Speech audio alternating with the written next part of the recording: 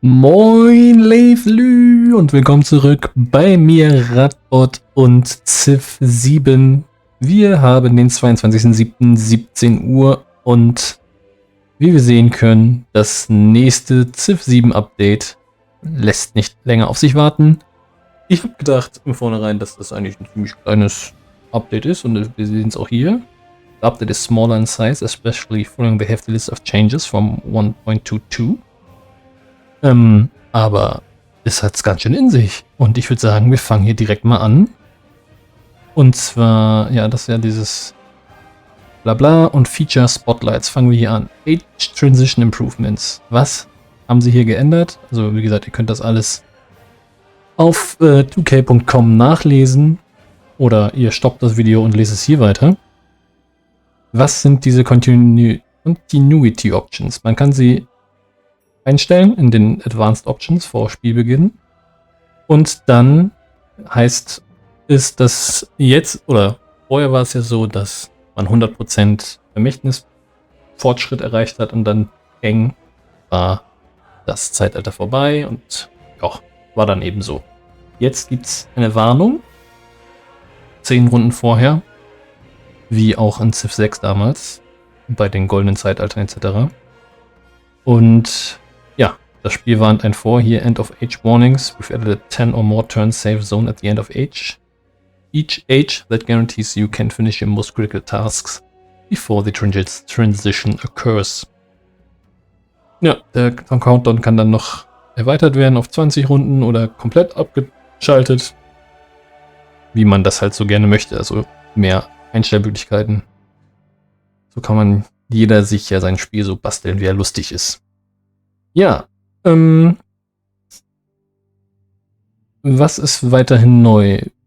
Die Einheiten, die wir in, sagen wir jetzt mal, in der Antike hatten, bleiben nach dem Übergang ins nächste Zeitalter genau da stehen, wo sie vorher standen. Sie sind nicht upgegradet, sie sind noch die Antiquity Age Einheiten, nur halt Einheiten in den Grenzen anderer Spieler werden dann, wie wenn man den Open Border Act verliert, halt zurückgeschossen, gestoßen.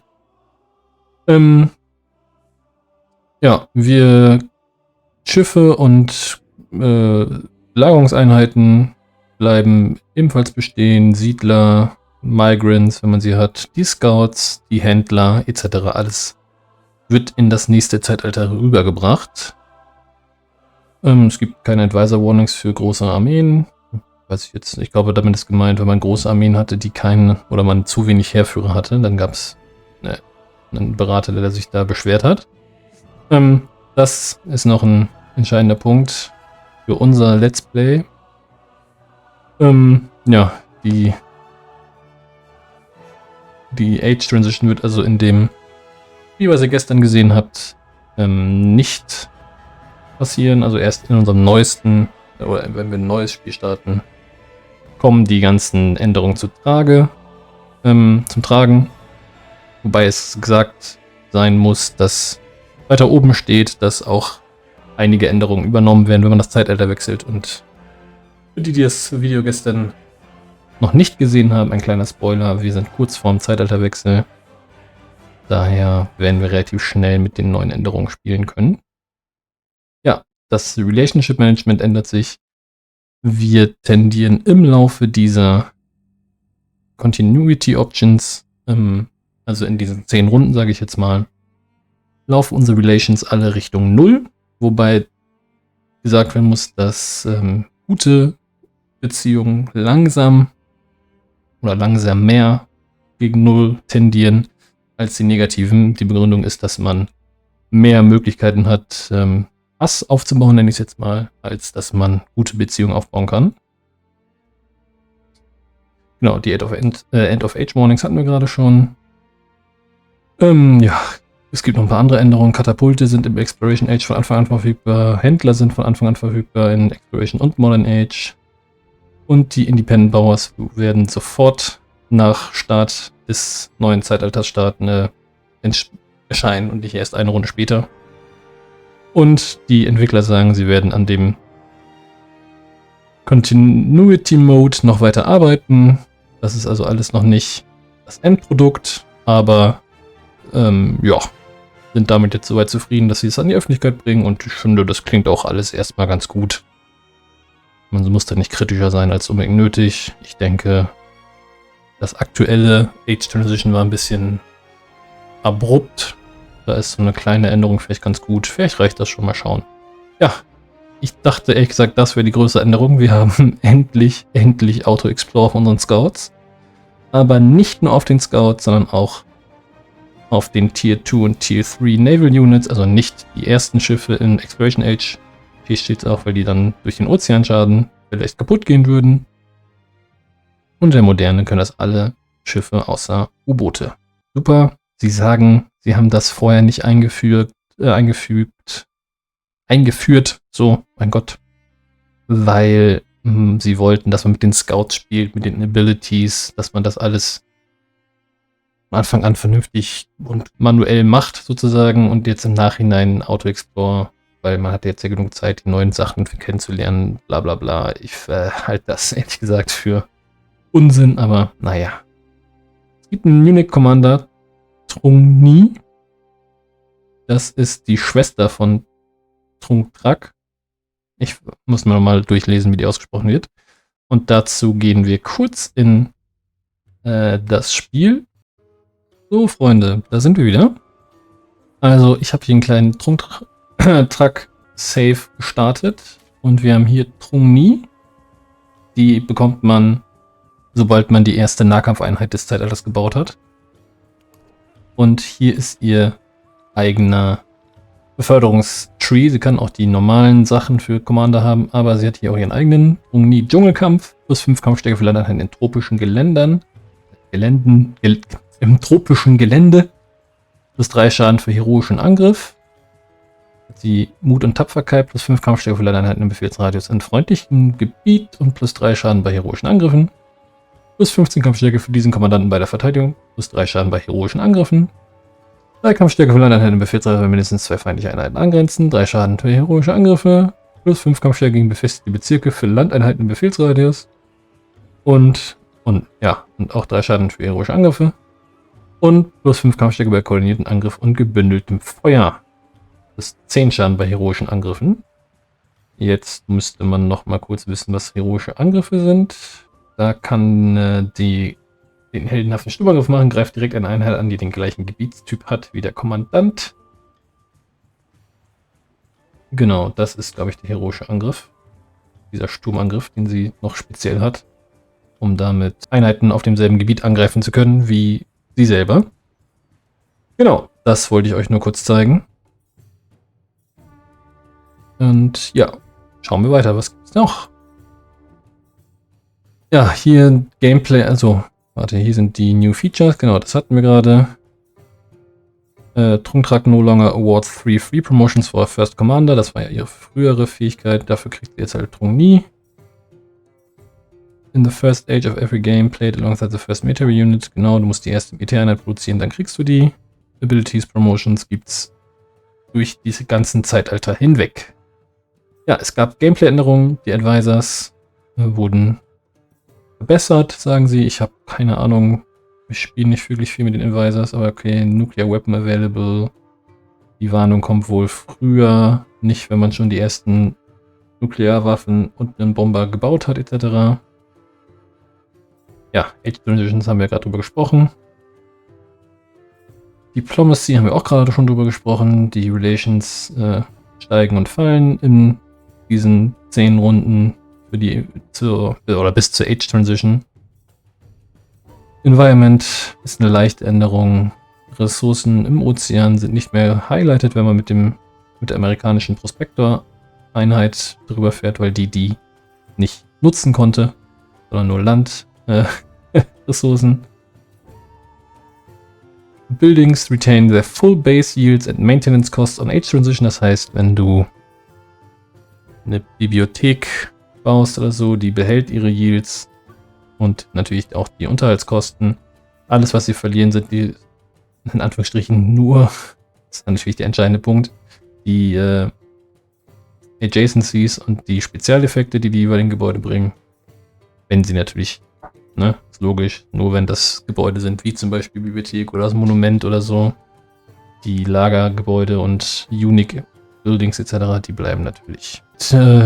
Challenges für alle neuen Anführer, nicht nur für die im Grundspiel, sondern auch für die beiden aus den DLCs. Da wurden auch neue Challenges hinzugefügt. Die Maximalanzahl an Spielern in Singleplayer-Games sind jetzt 12 auf großen Maps. Das haben sie ja schon vorher angekündigt, dass sie das erhöhen wollen. Future Tech und Future Civics, man kriegt kein Wildcard-Attribut mehr, sondern du kriegst einfach einen random Attributpunkt. Auch eine interessante Änderung. Momentan im Save sind wir noch nicht so weit, dass wir viel Future Tech erforschen, aber das war natürlich schon sehr stark, dass man dann sehr schnell sein Tree da durchrushen konnte. Jetzt kriegt man halt irgendwelche Random-Punkte. Kann gut sein, kann natürlich auch schlecht sein. Hier wichtigste Change überhaupt. Der Maya Scout und der Inca Scout haben jetzt auch Pet the Dog Ability. Also sehr wichtig. Heroic Assault Commander kann keine Civilian Units mehr angreifen. Ist in Ordnung. Command Attack ist nicht mehr gegen Einheiten in Stadtmauern möglich und so weiter und so fort. Recommended Citizen are properly appears Age Unlocks. Das ist auch gut. UI-Änderungen. Das ist gut. The total amount of yield needed for researching or producing items now visible to the player. The policy screen now remembers the last screen viewed. Turns remaining for quests show next to title for cleaner visibility. Ja, alles schöne, gute Änderungen. Hier Nameplates etc. wurden etwas geändert, damit alles besser aussieht. Civilopedia habe ich noch nie reingeguckt, aber auch immer gut, wenn die abgegradet wird. Controller, keine Ahnung. Da muss jemand was zu sagen. Am besten in den Kommentaren, der mit dem Controller spielt. Kann da überhaupt nichts zu sagen.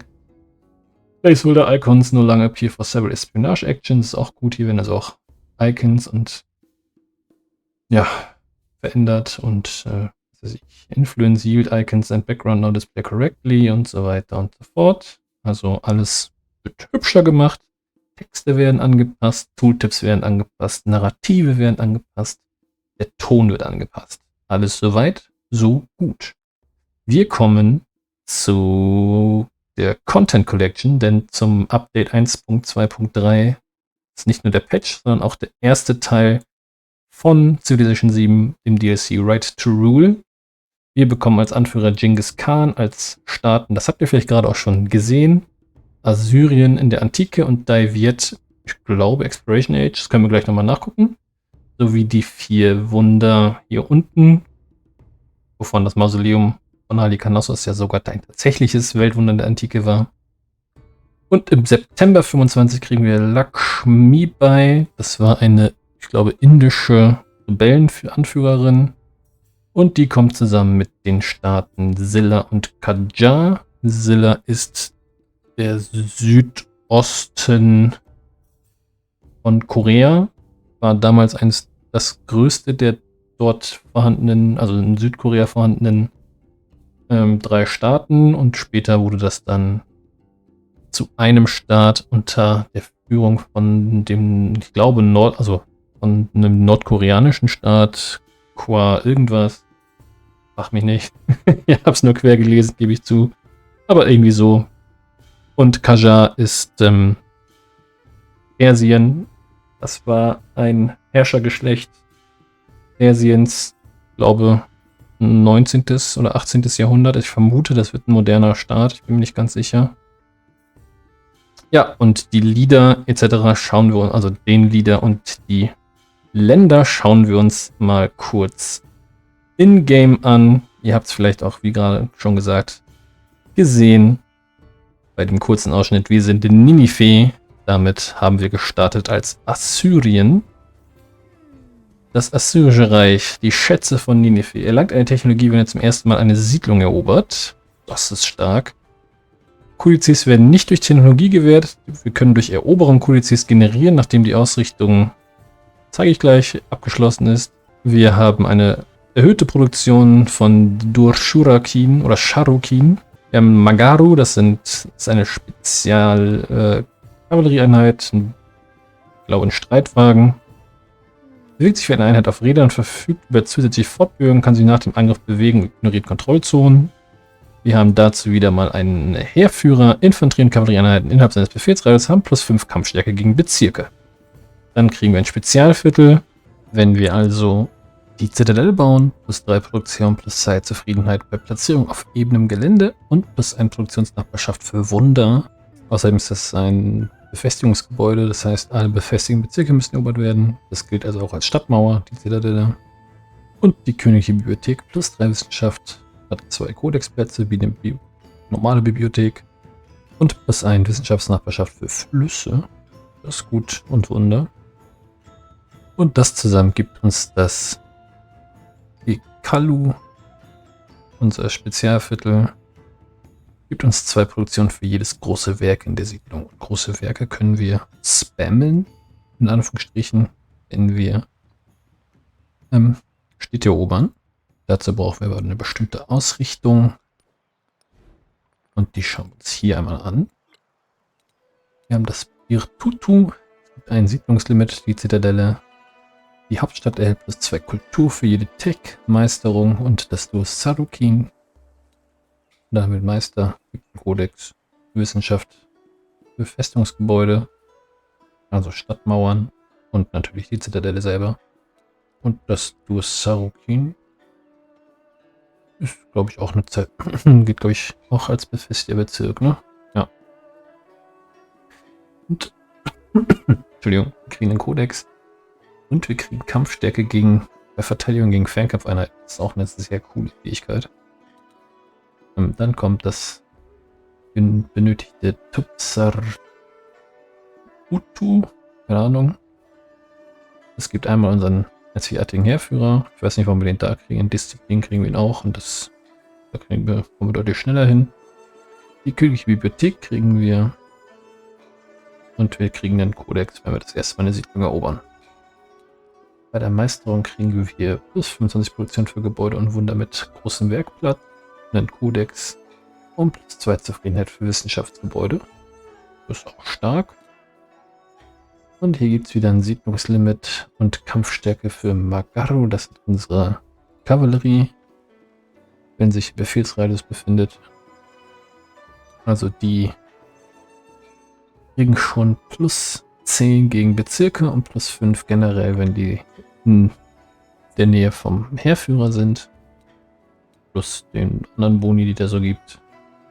Kann man also ziemlich stark buffen, würde ich sagen. +20% Wissenschaft in Städten, die wir nicht gegründet haben. Das Kiru, die 3 Produktion und Nahrungssiedlungen, die wir nicht gegründet haben, kriegen einen Kodex. Hier also 3 Kodizes durch Ausrichtungsforschung. Dafür kriegen wir keine Kodizes. Hier für die Meisterforschung. Mathematikmeister, die 2 Kodizes gibt, fällt ganz weg. Und hier gibt es dann auch immer nur Nahrung, Kultur etc. Ja, das ist Assyrien. Schauen wir uns die anderen auch nochmal an. So, da sind wir. Wir sind, wie ihr unzweifelhaft sehen könnt, Genghis Khan und wir sind das Reich von Dai Viet. Wir fangen mit Genghis Khan an. Das ist der Tengris Auserwählte. Wir kriegen +3 Kampfstärke für Kavallerieeinheiten, beziehungsweise +5 innerhalb des Befehlsradius eines Kommandanten. Heerführer haben +1 Fortbewegung, selbst wenn sie keine Einheiten im Gepäck haben. Einmal pro Seite können Heerführer die Aktion unabhängig bekehren führen, um angrenzende unabhängige Militäreinheit unter eure Kontrolle zu bringen. Joa, ist halt nett. Das kombiniert mit Assyrien, was wir gerade gesehen hatten, gibt die Kavallerieeinheiten nochmal +5. Haben wir schon mit der letzten Kulturforschung +10 bei Befehlsradien oder innerhalb Befehlsradien und +15 gegen Bezirke. Das ist stark. Das ist gut. Dann kommen wir noch zu Dai Viet. Ich versuche es gar nicht auszusprechen. Vergessen es. Wir erhalten +5 Kultur pro Stadtbevölkerung der Siedlung, wenn ihr ein Befestigungsbauobjekt auf Standardgeschwindigkeit baut. Plus 5 Kultur pro Stadtbevölkerung, okay. Ah, das könnten 50 Kultur oder sowas sein für jede Mauer. Ja. Klingt jetzt okay, würde ich sagen. Plus 30% für die Zitadelle von Hü. Da müssen wir mal gucken, was die kann. Habe auch gerade nicht geguckt, was die anderen Weltwunder können, ne? Vielleicht sehen wir es gleich noch. Wir kriegen noch die Wojtien. Vietnamesische Fernkampfspezialeinheit hat erhöhte Kampfstärke, Kosten plus Einsicht und plus 1 Fortbewegung. Kann sich nach dem Angriff bewegen. Das sind Elefanten. Wang Wong. Einzigartiger Siedler. Und plus 5 Kultur für das Tropengeländefeld innerhalb von 3 Geländefeldern des Stadtzentrums. Ja. Kann okay sein in der Erkundung in der neuen Welt. Ja, man siedelt doch noch viel in der Erkundungszeit. Ne? Ja, ist gut. Weil die kleinen Inseln haben seltener Tropen, vor allem viele Geländefelder. Ist okay. Und wir haben das Wasserpuppentheater. Einzigartiges Gebäude plus 4 Nahrung plus 2 Zufriedenheit, wenn es auf Schwemmland gebaut wird, plus 1 Kultur für jedes Mal, wenn eine Flut, Sturm, Vulkan, diese Siedlung Fruchtbarkeit gewährt. Modernisierung gewordene Bezirke in dieser Siedlung werden nicht durch Fluten geplündert. Einzigartige Diviert-Modernisierung. Entweder keine Lagerausbau, das von einem Geländefeld. Muss auf eine bestehende Modernisierung platziert werden. Aber ja, das heißt, man kann das nur einmal haben. Wieder also plus 4 Nahrung. Und plus 2 Zufriedenheit, wenn es auf Schirmer gebaut wird. Und plus 1 Kultur ist das dann dauerhaft. Das kann man das hier eventuell relativ gut stacken. Aber gut, ja. Das ist der Vietnam, sag ich mal. Und dann schauen wir noch mal, was das Wunder kann. Das wird ja wahrscheinlich in der vietnamesischen Ausrichtung sein. Hier. Zitadelle von Hü. Das ein Spezialistenlimit entsteht mit 7 Mauern. Geht als befestigter Bezirk, der erobert werden muss. Muss in einer Stadt mit 7 Mauern und an eine mittelalterliche Mauer angrenzend sein. Okay. Man braucht eine Menge Mauern. Wird also nicht, wobei die KI baut viele Mauern, ne? Ja. Muss man wollen. Was haben wir noch? Plus 2 Nahrung für Wasserpuppen, Theater in Siedlung mit einer Schrotmühle. Hier gibt es schon plus 6 Nahrung. Nicht schlecht. Plus 10% Wachstum in Gemeinden ist immer gut. Fangen wir oben an. Kampfeinheiten plus 3 Kampfstärke in formellen Kriegen. In eigenen Territorium plus 6. Das ist gut. Vor allem ist das einfach, ist dann einfach so. Das ist passiv sozusagen. Das ist auch plus 50 Produktion und Verbesserungsbauprojekte gut, das macht Sinn. Plus 2 Gold für Befestigung Siedlung mit mindestens einer Garnison. Auch nicht schlecht.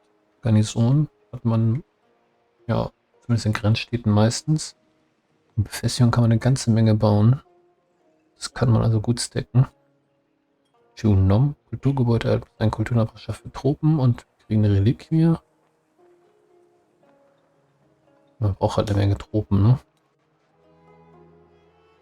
2 Kultur für Schwemmland-Geländefelder, okay. Und plus 2 Kultur für Nahrungsgebäude, plus 2 Nahrung für Kulturgebäude. Auch nicht schlecht. Und da ist noch Tudan. Das einzige Siedlungslimit-Upgrade. Plus 5 Kampfstärke bei der Verteidigung befestigten Bezirken in Tropen. Ah, gut, okay. Befestigte Bezirke in Tropen. Ist natürlich viel Wenn und Aber. Der Wat Xieng Tong ist auch, glaube ich, neu. Plus 2 Kultur, plus 2 Gold.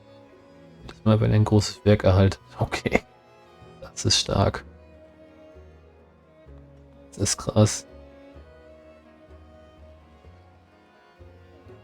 Ziemlich viele Reliquien, wenn man, sag ich mal, ein Bild auf Reliquien legt, ne? Und der ist mal 2 Gold. Das ist ganz ordentlich.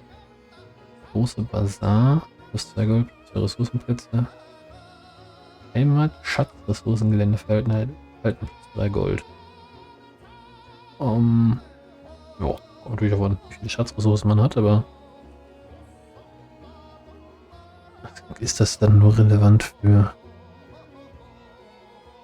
Also sind die in der Moderne auch noch Schatzressourcen? Das weiß ich gerade gar nicht. Aber es ist natürlich fürs 3 Gold. Das ist schon mal ganz ordentlich. Das ist alles nicht neu. Das Koreal ist nicht. Man kriegt jetzt selber fast mit jeder Dings hier einen Wunder.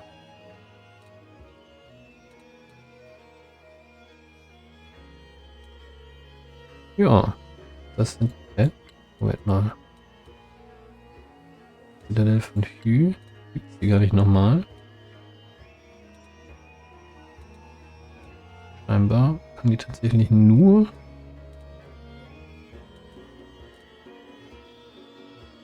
von David gebaut werden. Interessant. Auch irgendwie cool. Ich gucke noch mal kurz, oder anders. Wir schauen in den Patchlog weiter und werden da hoffentlich fündig, was noch das letzte Wunder angeht, das Mausoleum von Halikarnassos. Gucken wir hier weiter. Okay, der ist Genghis Khan ist Experimentist und militaristisch. Chosen of Tengri hatten wir gerade, plus 3 Kammerstärke, plus 5 im Commander-Radius. Army Commanders have full movement with European Units. Im Spiel haben wir plus 1 Movement, wenn ich es gerade richtig gesehen habe. Achso, und ach, das ist die Agenda, wenn der KI ist. Ja. Wenn man wenig Kavallerie hat, mag einen mehr. Ja, also Syria. Das hatten wir auch alles. Okay, wenn man so viele Mauern braucht und für das Wunder allein 7 braucht, dann ist das ziemlich stark. The medieval Direct Kingdom, especially under the Tran Dynasty, stood against Mongol invasions, even as expanded southward into Chamlands. Tanhü, nicht neu? Doch. Weiß ich auch nicht. Aber nee, hiernach sind es ja nur 5 neue.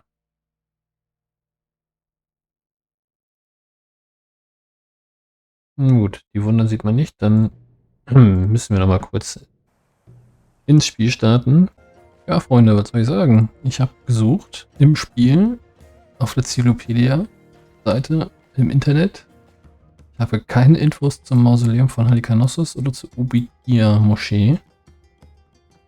Das Sanhü ist aber auch meiner Meinung nach ein neues Wunder. Korrigiert mich gerne in den Kommentaren.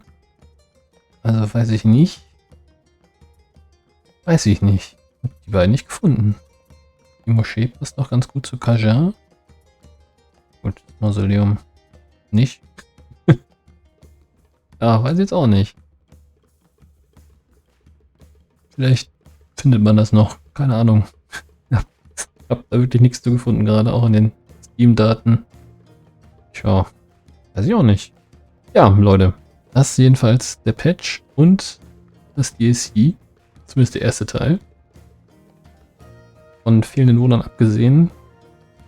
Zu dem einzigartigen Kommandanten, das die Schwester von Trungtrak ist. Trungni. Das finde ich ganz cool. Auto Explorer super. Ja, Eighth Transition muss man sehen, aber die Idee dahinter finde ich eigentlich ganz gut. Ja, lasst doch gerne mal einen Kommentar da. Was haltet ihr vom Patch? Konntet ihr schon reinschauen?